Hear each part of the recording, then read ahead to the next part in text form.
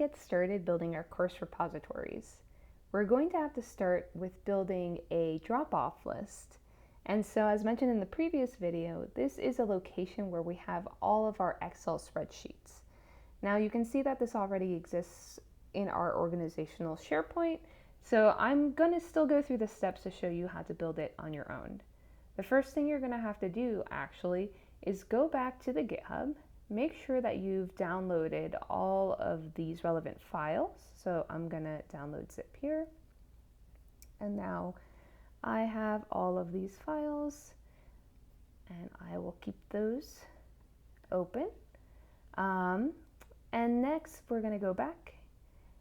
First things first, we're going to click on the landing page for your organization SharePoint.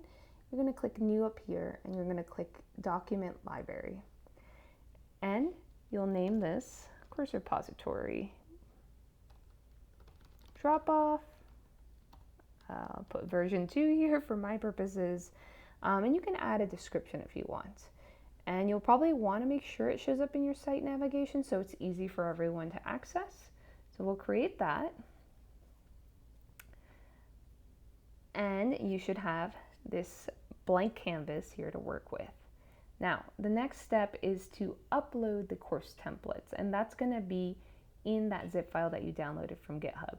So I'm going to upload a template here. Here's my course template that I want to add. And now that should have appeared in the list. So now if I want to go ahead and make a course repository Excel sheet for a certain course, I'll go here to New, and then I'll click Course Template. And what we have here is a spreadsheet that has the relevant columns. Now, these are columns that our organization found important for us to be able to differentiate materials from one another. However, you can customize these. You can change or delete columns that are not relevant for your purposes. I would, however, encourage you to try setting up the Power Automate workflow using the columns provided here, just so that if you run into any issues, you'll know it probably doesn't have anything to do with a typo or inconsistencies between your Excel spreadsheet columns and your SharePoint list columns at first. Once you get a hang of things, you can go ahead and edit your template or edit the column names as you see fit. So the unfortunate part about this is you are going to have to manually input the resources here. On the front end, this does take a while, especially if you have years and years worth of materials. We are lucky at our organizations. We were able to use our interns to help us build these lists and to write descriptions about each of our course materials.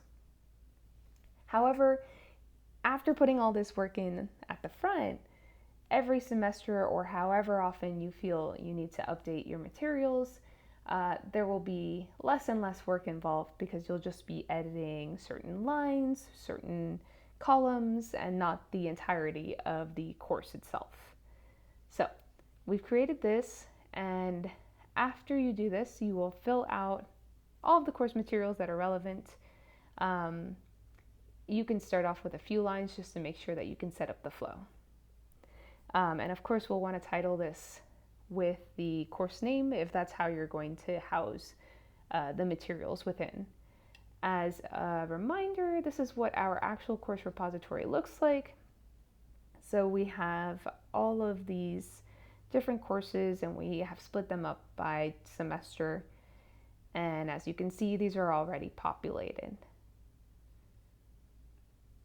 And in order to see how we set up the SharePoint list that corresponds to this Excel spreadsheet, you can move on to the next video.